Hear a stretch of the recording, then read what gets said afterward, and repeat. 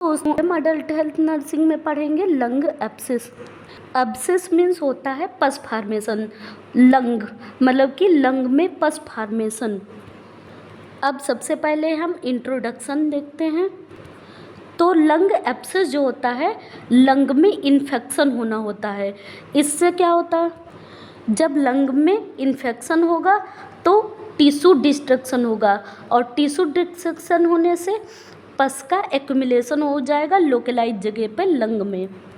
मतलब कि लंग में इन्फेक्शन हुआ, इन्फेक्शन होने से टिश्यू डिस्ट्रक्ट हुए, और टिश्यू डिस्ट्रक्ट होने से एक लोकलाइज एरिया पर पस का एक्यूमुलेशन हुआ, पस का जमा हुआ।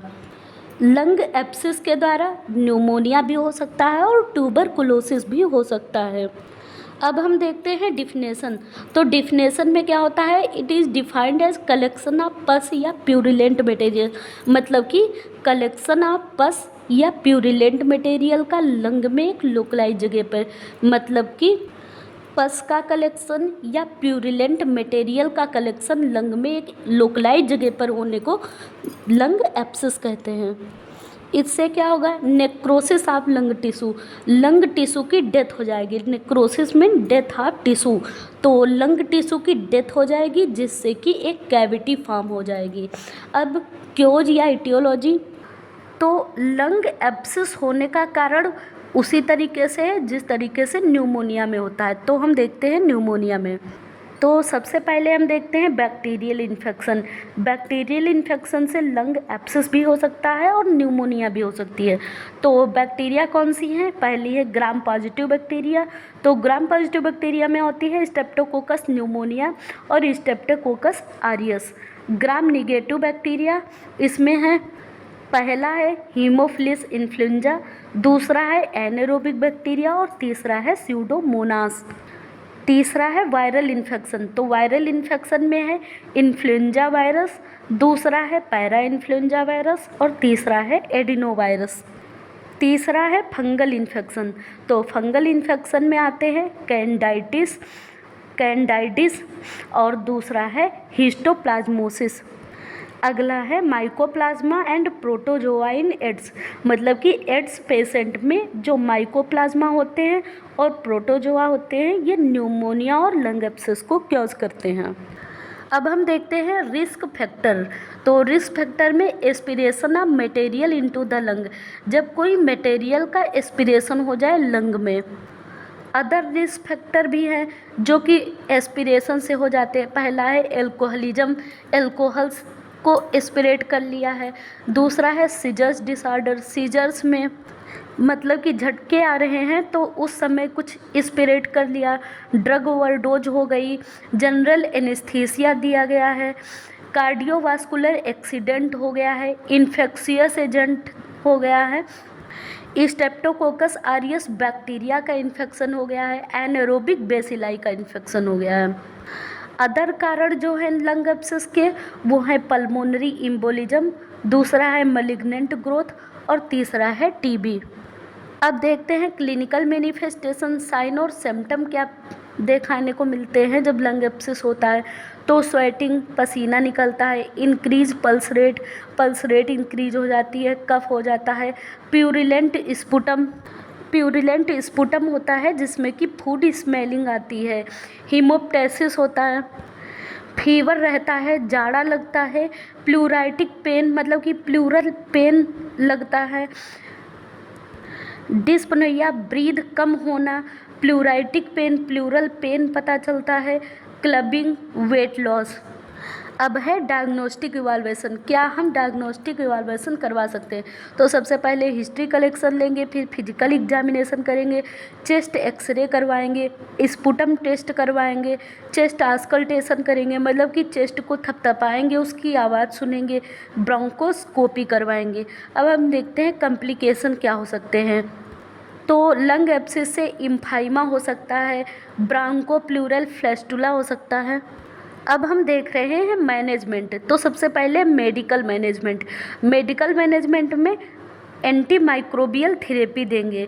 एंटी माइक्रोबियल थेरेपी जो है 6 to 8 वीक के लिए देंगे।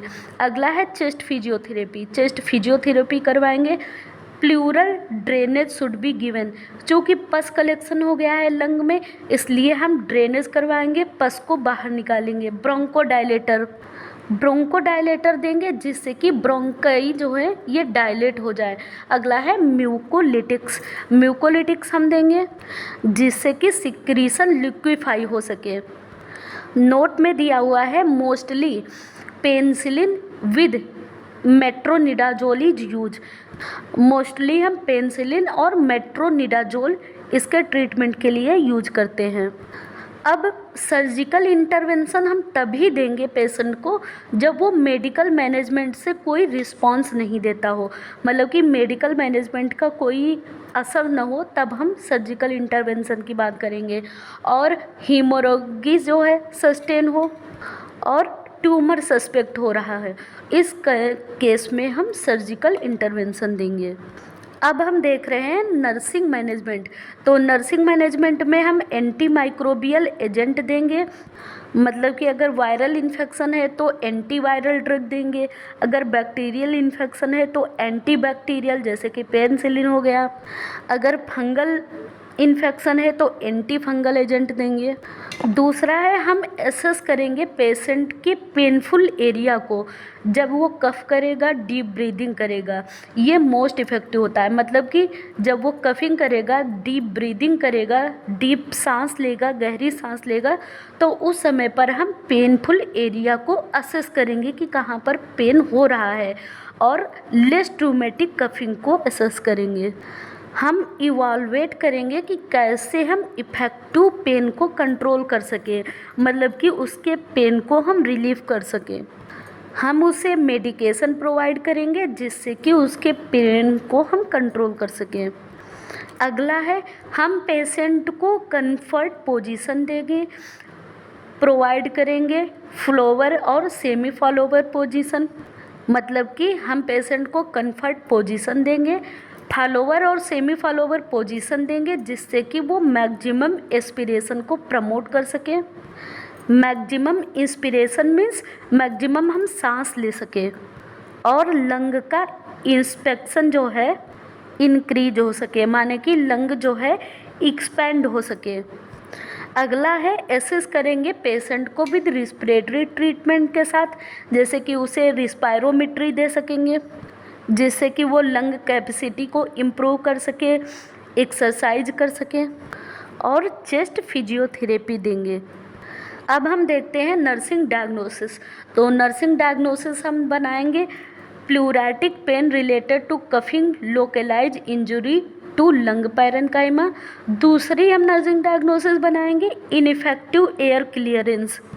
सबसे पहले नर्सिंग डायग्नोसिस में पेन को रिड्यूस करेंगे, दूसरे में हम एयरवे क्लियरेंस करेंगे, मतलब कि ineffective airway clearance related to sputum production purulent blood sputum. तीसरे में हम पेशेंट को नॉलेज देंगे, तो deficit knowledge related to disease condition treatment and other self care need. चौथे में एंजाइटी को हम कम करेंगे, तो anxiety related to disease process. Thank you. अगर हमारी वीडियो अच्छी लग रही है तो हमारे चैनल को सब्सक्राइब कीजिए और वीडियो को लाइक कीजिए। Thank you.